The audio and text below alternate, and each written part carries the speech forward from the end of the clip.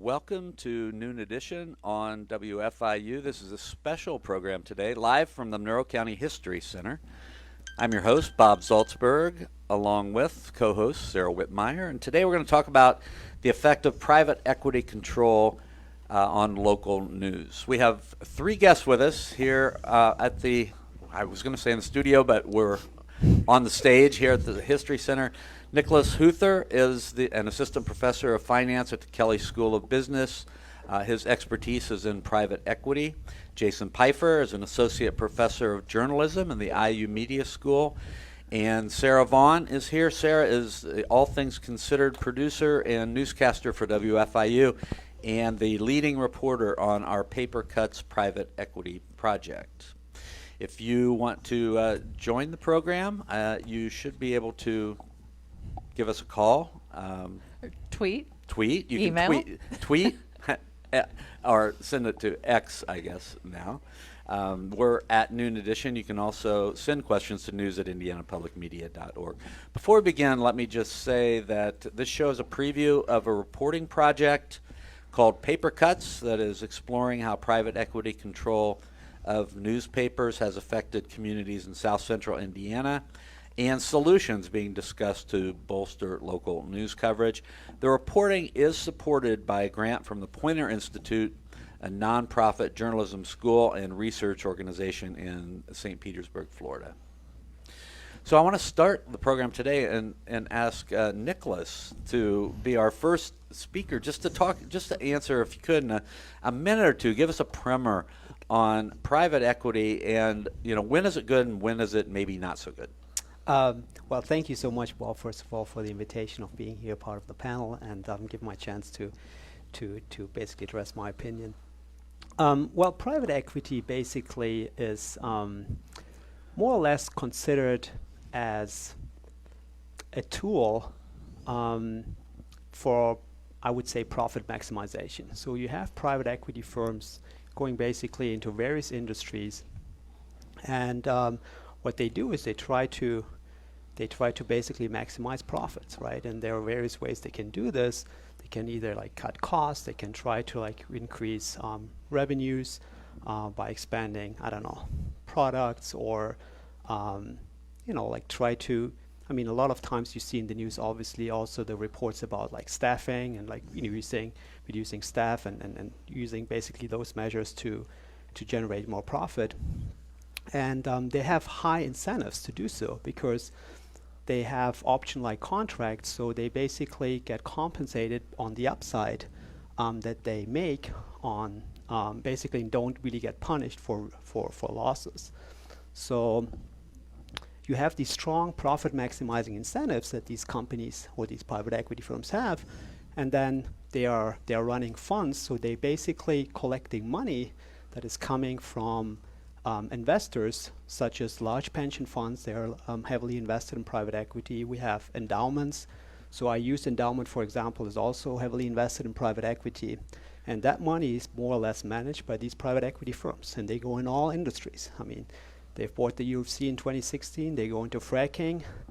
They are heavily invested in the gun industry. They are invested in news. They're basically invested in anything you can think of. And the question is, are these always, Always good? Yeah. Always bad? Always good or always bad? Yeah. Yeah, it can vary. It depends who you are. Exactly. Yeah. I want to ask, I know you've done a little research recently on, we're here basically today because Gannett has purchased the local family-owned group. Can you sort of track the ownership and how private equity is involved when you look at Gannett ownership? Absolutely. So originally, if we think about local news in central and southern Indiana, right? It's been we have companies such as South Bend Tribune and Herald-Times in Bloomington that have been traditionally owned by Schurz Communications, and Schurz Communication has been bought in 2019 by a private equity firm that is called New Media Investment Group. So New Media Investment Group is basically a parent company of a company called GateHouse Media, who started originally in 2005. When they started in 2005, they've been acquiring a lot of local news across the country, and originally and did this with a lot of debt financing. And eventually they came to a point where they struggled to repay the debt and had to file for bankruptcy in 2013. So once they filed for bankruptcy, a new name basically, or they emerged as this new media investment group, which is a private equity firm, which then ultimately bought Schurz, that basically owns local news in central and southern Indiana. So after that transaction in 2019, things obviously, as Bob and Sarah investigated, changed quite a bit. And one thing I wanted to point out, that this private equity group that bought Schurz, which owns local news or used to own local news in central and southern Indiana, is actually owned by SoftBank. And SoftBank, I don't know if you're familiar with that, is basically the largest venture capital fund. They have roughly $100 billion assets under management. And what they do is they write checks. So you can imagine, if you ever have an idea and you want to start something like, a local Uber, there's no chance to do this because they've been writing checks to likes like WeWork, Uber, DoorDash for such a long time, even if at times when they were struggling, to keep them alive to create hype, and basically eliminating more or less local competition. And well, that's kind of like maybe not surprising. We see that in news as well, because again, they have the power of writing these checks and obviously have an incentive to eradicate any competition that you see on the local base. Okay, I want to turn to Sarah Vaughn next. Sarah's been the lead reporter on this. So, we're based in Bloomington. We talk a lot about Bloomington things. What have you found in your reporting that strikes you about, this South Central Indiana region? Just a couple of top line thoughts. That we actually do have news deserts in the area. I've talked to former newspaper reporters in Lawrence County and Owen County, and they use that phrase to describe their situation. And news deserts is a term that's been coined by researchers to designate an area that doesn't have a comprehensive source of local news. And what's happening in those places, there are some reporters who are spearheading an effort to, like Nicole I see in the audience, who are spearheading news startups, and that's a real brave task given the funding issues in rural counties. But also, the thing that common people, I'm sorry, not common people, but the everyday citizen and politicians and everyone is also battling is the who's rushing in to fill the gap. It's often well-meaning or possibly slightly slanted folks who are trying to fill the gap with information that may not be as reliable as you would get from a reporter who's had training in journalism ethics. And so, we've talked to politicians who are concerned because they're having to educate the public themselves when they call up and complain about something. They've seen something online that hasn't been reported factually. And so, there's a lot of battling mis and disinformation in the counties that we looked at, which was Monroe, Lawrence, Owen, and Morgan County. And again, in Morgan and Owen, there are former Gannett employees who are, or in Nicole's case, a former GateHouse employee, who are taking the bull by the horns and starting news startups so that they can provide that really essential local government coverage, as well as the high school sports coverage that everyone craves, right? So there are hardworking folks out there trying to fill the gap with, ethical reporting, balanced reporting. Yeah, and let me say, from our seats up here, we're not trying to criticize any local reporters who still work in this ecosystem. They're doing the very best they can with a lot fewer resources. Jason, when you look at the local news scene, I know we shared a panel once in Bedford to talk about local news down there a few years ago now. What are your top line thoughts about what's happening in the local news business? Yeah, I mean, it's a common story, of course, what we're witnessing here in southern central Indiana.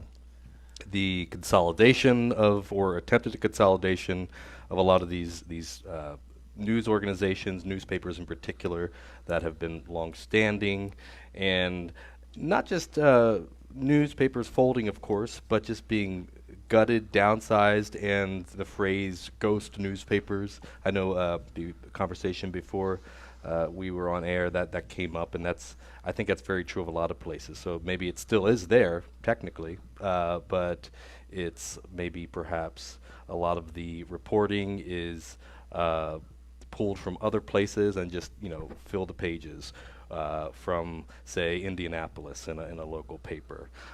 Those sort of things happening. So a shell of what it once was, and that's concerning in the sense that if we think about the implications of this, I mean, accountability is certainly an important part of local journalism, and a lot of people, I think, yearn for that and can easily see the value of that. But just in the sense of having a sense of place and connection and kind of contributing to the social fabric of some sort of community, I think that is one of the very concerning things to me. In addition to lack of accountability and just being informed, and that has implications for things like voter turnout and just being informed voters for those who do turn out, and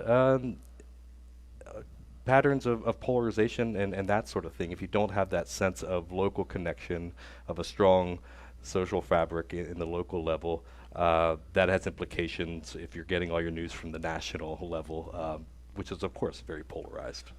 Before I turn it over to Sarah Whitmire for a question, I do want to say that we've done a lot of data collection in this, so we do have numbers that we'll be sharing when we start publishing this series of stories on the 27th, which is 10 days from today, that show the declines in staffing, declines in number of journalists, declines in days of the week that are being published, declines.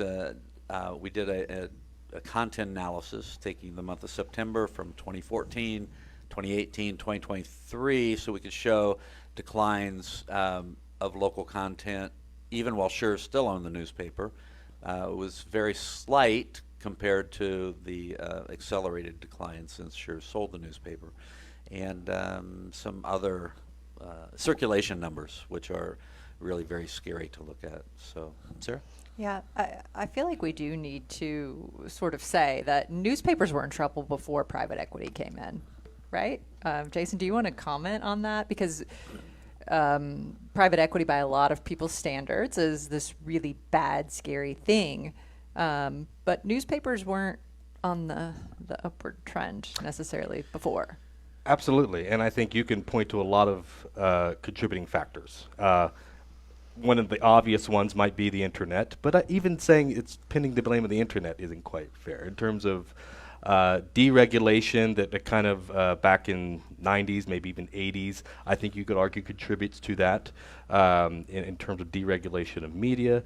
But certainly as you have some of the things that the internet brought us, such as cars.com or Craigslist, right? So that chips at the monopoly that newspapers might have had in the classifieds, and there are domino effects there, right? So it means that people are going elsewhere, and maybe that's not the go-to place for some of those things any longer. And of course, we have the implications in terms of it less appealing maybe for advertisers, and so they're advertising elsewhere because not as many eyeballs. And I think there's a whole host of reasons we could point to, but absolutely, it certainly is not something that just in the last 5-10 years, although we precipitous decline, but there's a lot of factors contributing to that over the course of decades, and it's a very complicated problem to, I think, trace all the contributing factors, and it's also a very complicated problem to solve for that same reason. Yeah, Nicholas, maybe you can speak to this, but I know one of the things that Sarah was talking about early on in her reporting was this idea when you were interviewing folks and they were like, well, private equity is a success in a lot of people's eyes. So something about just the measuring stick is just different. in terms of what folks like Jason, who study local news, might see versus what an economist sees? Yeah, I think when I had my initial conversation with Bob and Sarah, we basically talked about how can you view private equity. Private equity, you can't really view private equity more like as a cause of evil, or like as a tool of good for society. I think you really have to differentiate between what it is, and it is a tool of profit maximization. It's basically infusion of high firms that have a high incentive to maximize profits. And now once you do that, it really depends a little bit on the industry what you get out of this, right? I mean, if you think about more like a rather, I don't know, manufacturing-based industry, a lot of times what you will find is that you see like certain processes are getting automated, and you see less, problems with injuries, and like safety at the workplace could be improved. So that would be something that we consider like maybe as a positive externality. But then you also have industries such as another one would be healthcare, where like a lot of reports have been surfaced that there are profit maximization, as you can imagine, are not necessarily always the best in healthcare, right? I mean, I don't know, take American Dental Group that is buying all these dentist offices across the country, right? So now you might be getting fillings or teeth are getting pulled that are actually healthy and don't need to be pulled, because it actually generates profit. So that would be the negative externality. And with news, I think on the one hand you can argue, well, if private equity comes in, they probably have a strong incentive to keep in a way like companies alive, and try to make sure they are profitable. But then the question is at what cost for society? And I think that like companies that might have been struggling, if you would take the example of GateHouse Media that basically filed bankruptcy in 2013. So surely private equity helped them to revive or revitalize basically their business model, but again at the cost of syndicating across different news papers, right? Trying to nationalize news, because it's easier to syndicate across papers if you nationalize news, and then that hurts communities. That's a negative externality when you think about society. Can I just add something about the research that we've been looking at? We've been looking at research from 3 different universities, and the NYU researchers recently put out a paper this year, and they've concluded both last year and this year that PE ownership leads to higher digital circulation. They invest in technology, and therefore the chances of the paper closing are lowered. So it really does depend even on the newspaper chain that they're buying and how successful they are in converting subscriptions to digital. Of course, by many measuring sticks, they're saving papers that might otherwise have been closed, even if those papers don't look like what we expect them to look like, or providing the content that we expect them to provide. At the same time, the researchers at Medill are saying, digital sites are not replacing the lost newspapers fast enough to keep up that local news content or to prevent the creation of new news deserts. So it's definitely a balancing act. Yeah, Bob, I know you. Sorry, and then I'll Go be ahead. quiet. But I know you crunched a lot of numbers, and obviously, probably the elephant in the room is Bob. Obviously, worked for Schurz for many, many, many years. We're very fortunate to have him working in his part-time basis in our newsroom. But I know you went back and counted just manually the number I of did stories. it the old-fashioned way. Yeah, and the effect on the community and the number of stories that are being covered is the numbers were kind dramatic. of shocking.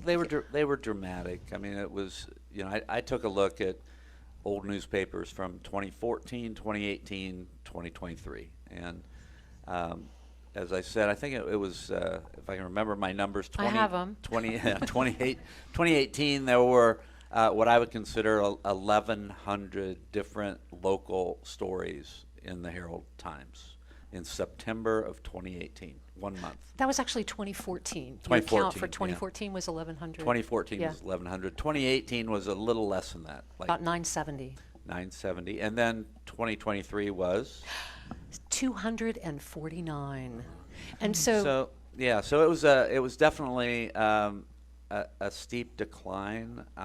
There are certain things that are just gone, and those things I believe are gone by design, by Gannett's design to do away with opinion pages, for instance. I mean, I counted opinion stories as local content. Things like calendars are no longer a part of the newspaper.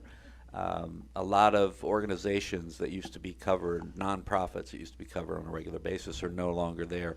High school sports is a shell of what it used to be. Public school, somebody mentioned Hotline, a consumer column is no longer there. So there are a lot of things that are no longer there, and it's by this, I believe, it's by this profit maximization thought and idea. We did ask, I should say here, we did ask Gannett for comments. They wouldn't talk to us, but they did send a statement through Jill Bond, the editor of the Herald-Times now, which will include prominently in the stories that we have. So, Yeah. We've received a lot of questions.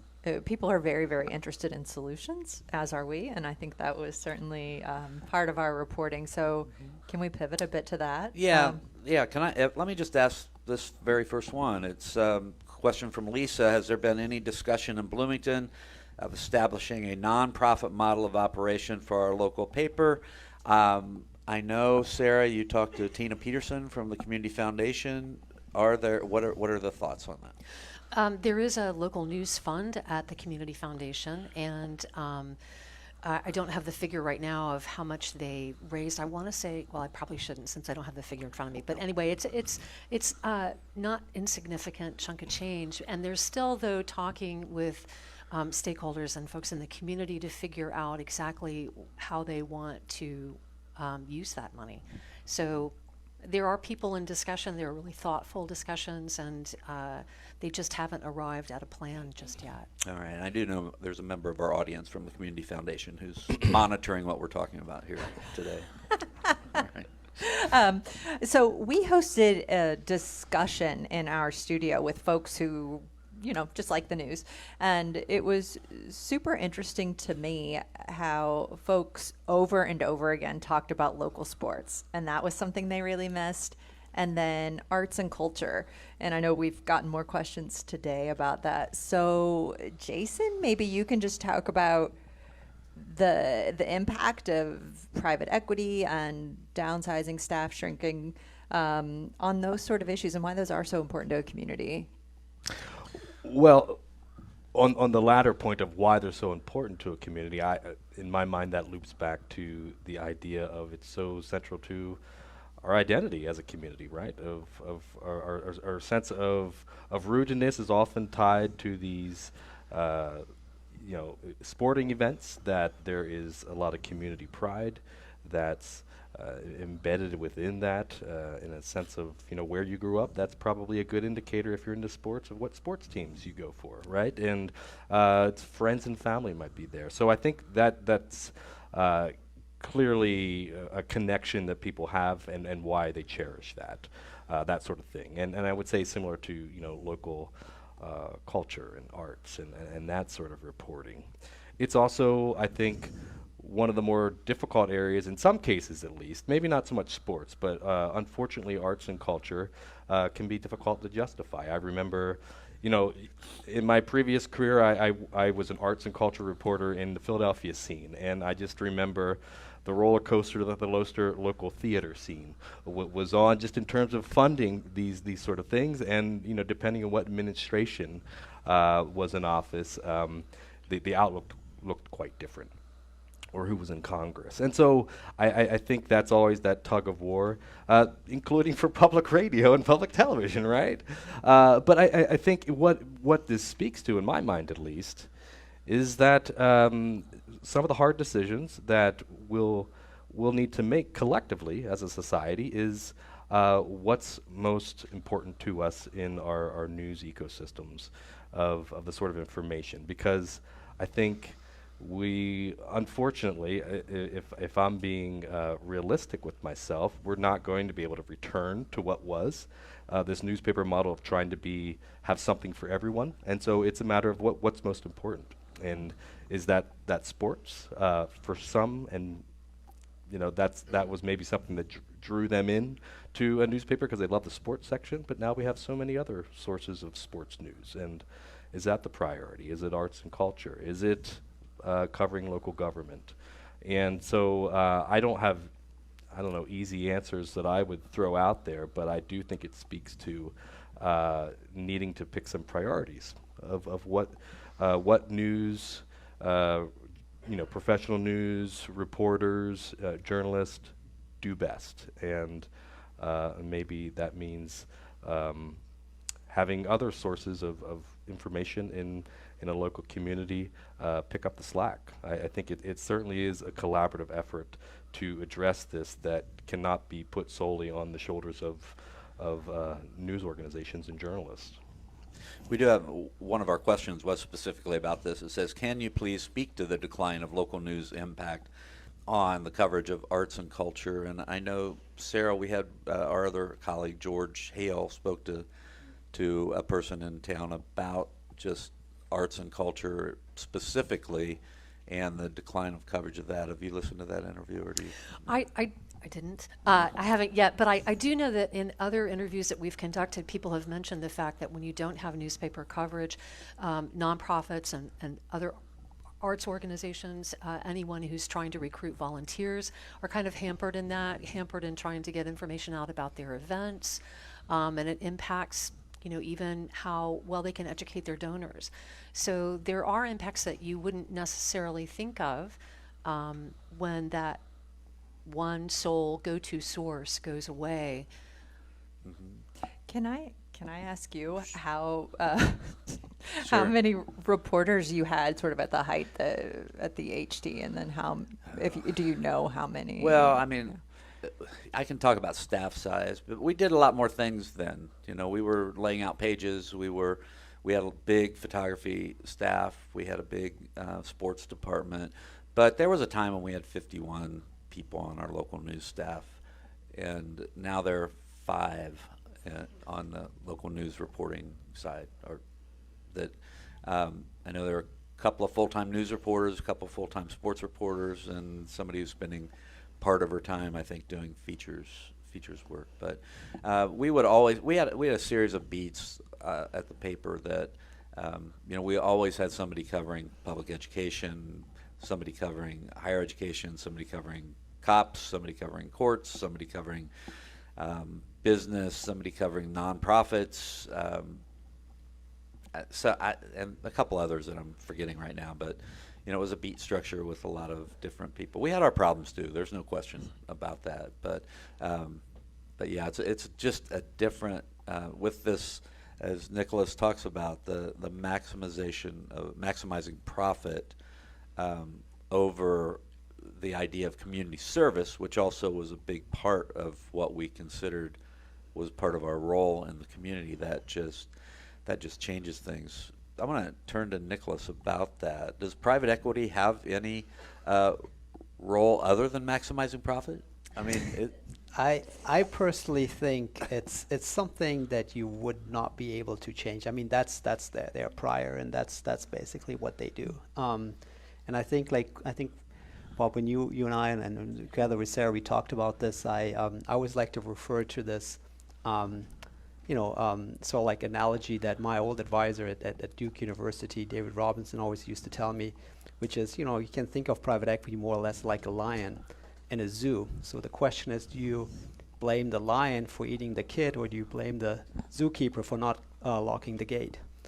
So, and I think that's the way I think you can think of private equity. Private equity is the lion. The question is, the lion's always going to be the lion. You can't really change that. So how can you work around the fact that there's a lion that's walking around? So what do you do about that? I think that's kind of like the way you should view it. All right. Sarah, any other questions that have come in? Yeah, most of our questions are very much geared towards solutions. So Jason and Sarah, maybe both of you can just sort of respond to that. I know, Sarah, you really looked at a model in Pennsylvania, and you've looked at a variety of different things that people are Right. doing to try to And- continue to have some local news coverage. Yeah, and there will be a section in our project that highlights some of the solutions being implemented. There are 4 specifically.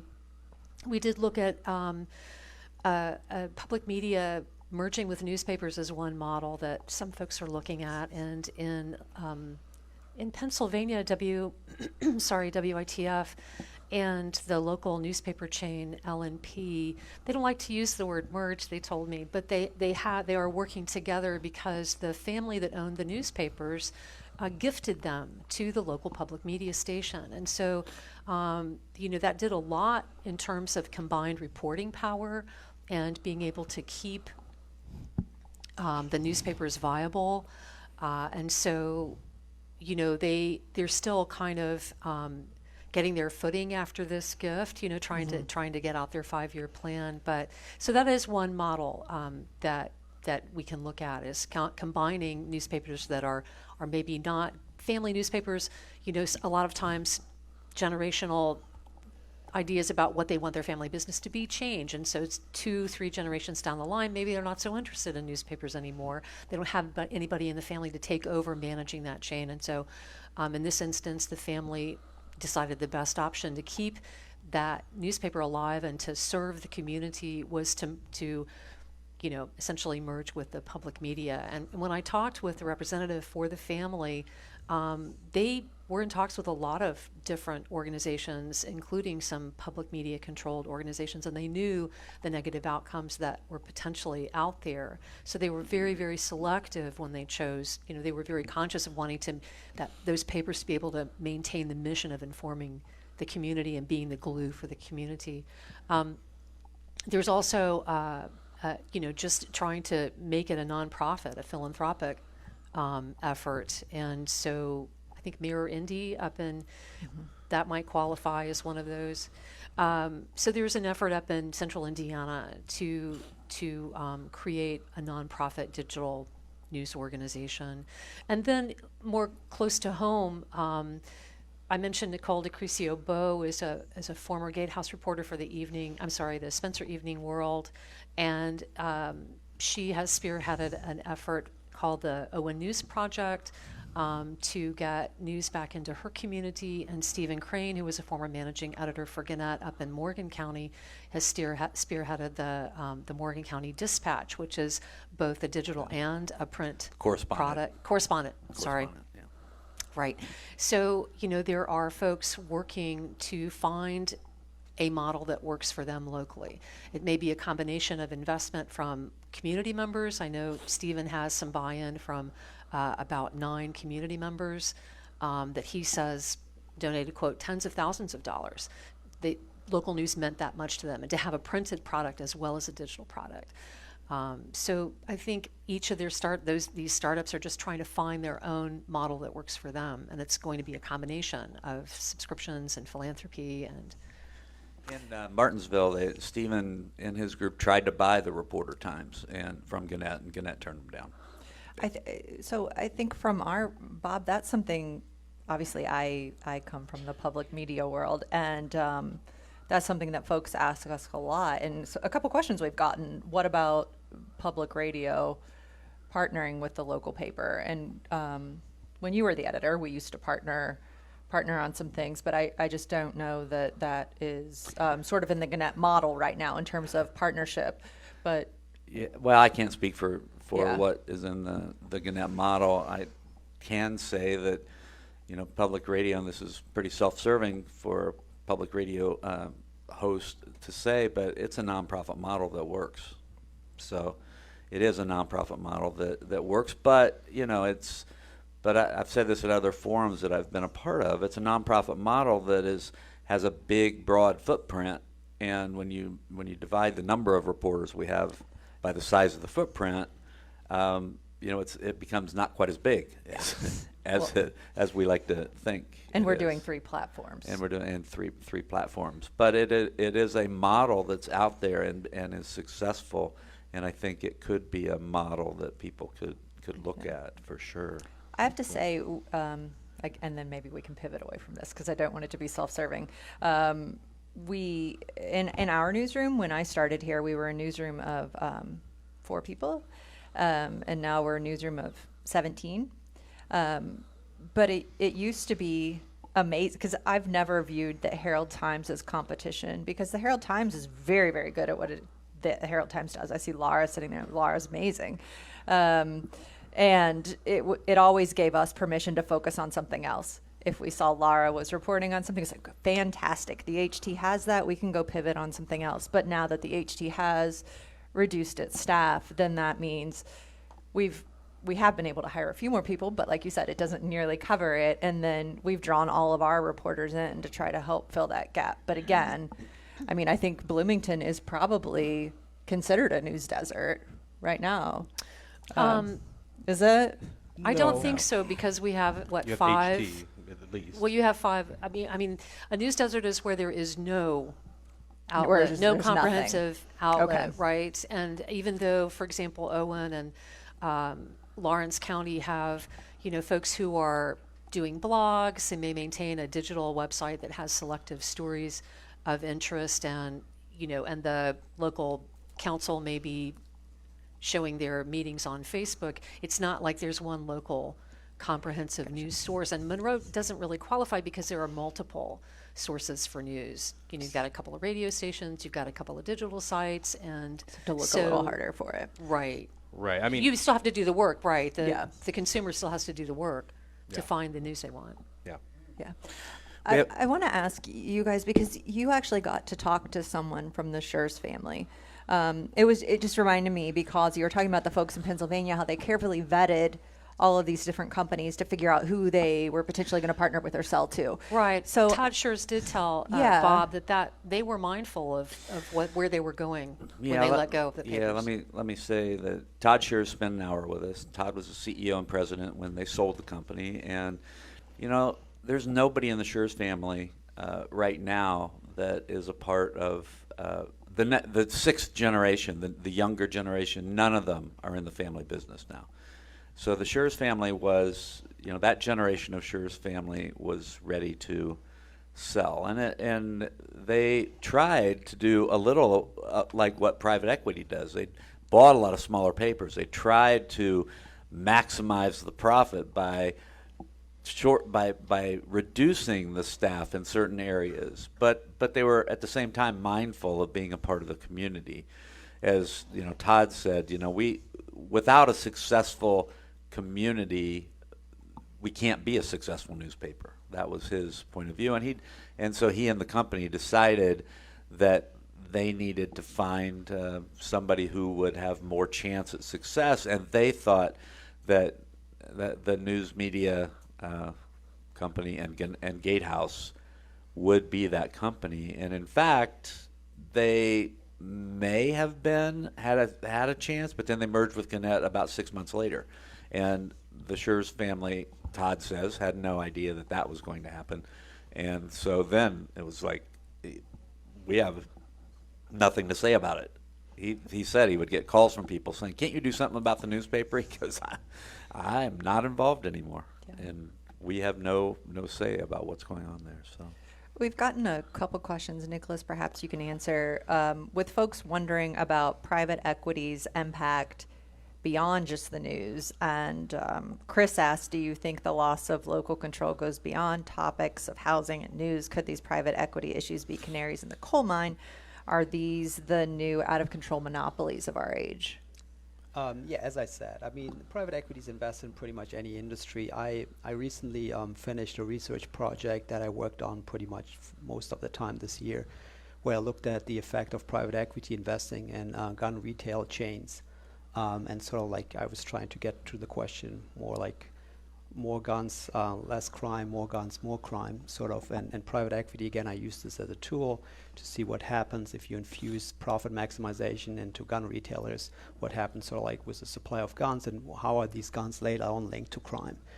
And and I also did find that in this case, like you have a tremendous pressure of reducing costs, like staffing is a big point. So you have less staff, like there's less incentives, like to do these background checks that we have everything in place, but it's like, it's another channel where we have rules and regulations in place, but the question is if you don't have the staff that is trained well enough to basically fulfill these, requirements that we are, or basically like apply to laws and regulations, and there is not enforcement of these laws on top of that, which we have in the gun industry. I mean, if you take Indiana, for example, you have roughly 6 ATF agents working for like the District of Indiana. So, like you can imagine how, that there's barely any chance for these 6 ATF agents to basically cover inspections of, I don't know how many, gun dealers we have. So in other words, it's not really that we don't have the rules, and that's another industry where you have private equity coming in.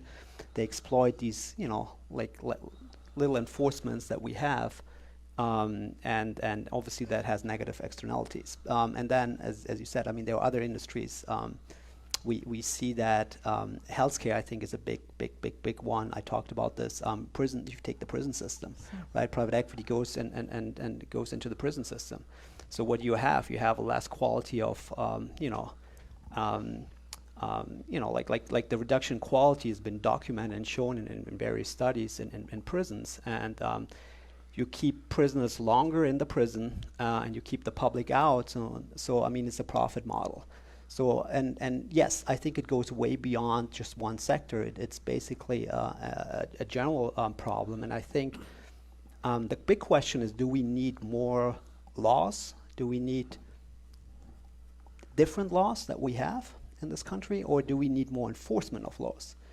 And from my research that I've done and people I talk to, I think it's a big problem of enforcement. If we don't have enough staff to supervise and monitor certain sectors, I think it can be a problem. Because the problem is also, I mean, this goes back to the media.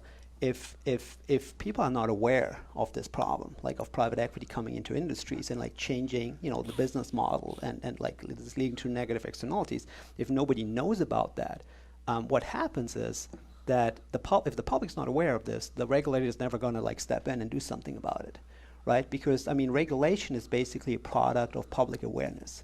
So if you think about again, I was doing a lot of research on the gun industry. I mean, roughly, we hear news on like mass shootings, and whenever there's a big report on mass shootings, we see that there is a change in law. So right, I mean, take Chicago as a good example, right? So there's a ban of assault rifles, but it turns out that like about 3% of homicides committed in the U.S. are committed by assault rifles. 60% of homicides in the U.S. are committed by handguns. Do we see a lot of reports on handguns?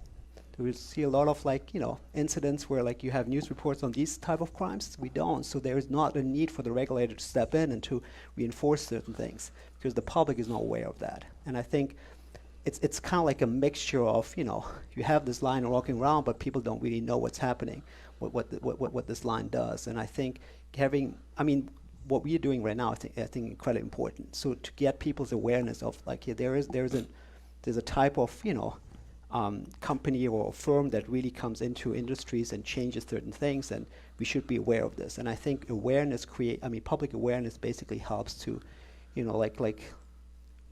to help regulators to focus in on certain parts of the industry, and maybe there's more enforcement and basically trying to sort of protect certain interests that otherwise we won't have. If we're not aware of this, we can't change anything. I have a question I want to ask Jason. Jason, a lot of your research has been about public trust in institutions. When you think about these ownership issues, are they having an impact on public trust in institutions like the news media, or Nicholas mentioned several other industries where ownership is changing? I do think it has an impact. I mean, it's interesting, and I'm sure, I suspect you're familiar with some of the polling data out there in terms of your general public understanding of the financial crisis that many news outlets are experiencing. That is to say that there's not necessarily a strong grasp of the financial.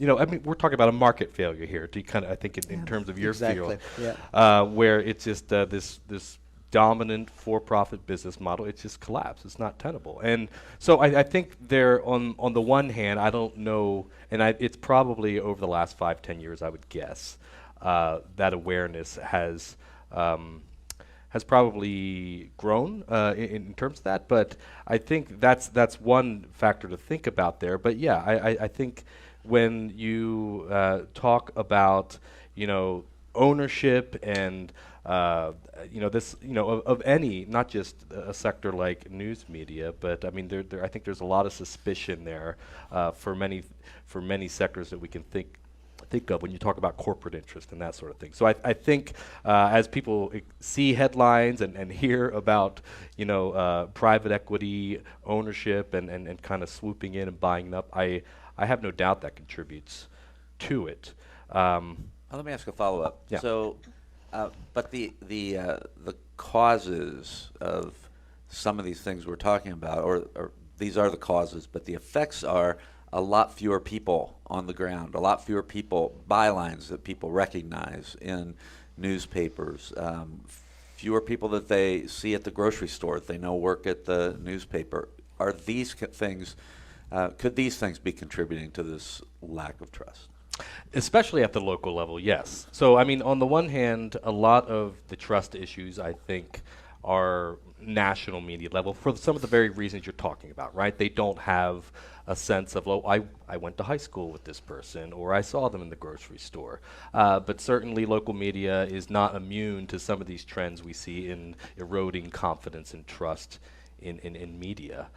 So, I mean, trust is a real issue, of course, and it's an important one, but it's certainly, I don't think, necessarily the only important one. I think by focusing on being fixated on trust, we missed maybe some of the bigger picture issues and problems here. And I think really we're talking about content that people, aside from public media, it's often behind a paywall. It's not a public good, it's a private good. And usually it's people with resources or education, and so who are you going to cater to? You're going to cater to your subscribers and the people who have resources. And who are we leaving out in terms of who we're serving in our community when you have this private good dynamic there? So, I mean, you didn't ask me, but if you were to ask me, what's the solution here? I don't know how we get there, but I think it's, and people I'm sure would disagree with me some, but I think we just need to upend the dominant business model to some sort of, and nonprofit. I don't know how we get there, but I see that as an important part of the solution, where hefty profit margins are not the driving factor, and being attuned to and connected to community is, I think, how we get there. All right, we only have 3 minutes to go in the program. So, Sarah, I want to ask you for a last sort of top-line comment. What are you looking forward to people reading out of this series of stories that we're going to be doing? I'm fascinated by the data to see what's happened over the last few decades, but I'm really excited. I guess I have two things I'm excited about. I'm excited about all the little pieces of data that really paint a picture about the decline and about the impacts. I also am really excited for folks to learn the stories of each county. That's the way we've sort of set it up, is to tell the story of what happened in Monroe County, what happened in Owen, and the people who were involved in giving you the news there, giving their hometowns the news, and then what's happening, to try to revive that. Mm-hmm. I think just the personal stories that you'll hear will really engage you. All right. Any last minute comments, Nicholas? 1 minute. I guess, and overall, the good thing about news is there's a demand. People are interested still in local news. And if there's demand, we can provide some supply. And I think there might be something here. If you have a mindset of not like, squeezing out the last dollar, kind of like what Jason said, I think there is a solution in this market. Okay. Jason, you already gave us a solution. Any last comments? I think it's imperative that there is a genuine partnership relationship with news organizations and their communities. And that means community members becoming involved, stepping up, advocating for good journalism, but also, frankly, journalists maybe surrendering some of their power in terms of being gatekeepers and being a genuine sort of relationship and conversation with community. Mm-hmm. All right. I once heard that we used to be gatekeepers, but now there aren't even any fences, so there's no need for gates. All right. I want to thank you all for being here today, Jason Pfeiffer, Sarah Vaughn, of course, and Nicholas Huther. Thank you for joining us, and Sarah Whitmire, thanks for co-hosting the show today. I want to thank our hosts from the Monroe County History Center and our producers today, Nathan Moore, Kathy Knapp, and Pat Bean, and engineer Mike Pashkash, and also a whole host of WFIU, WTIU people who are here today to help us put on this program. I'm Bob Zaltzberg. Thanks for listening to Noon Edition.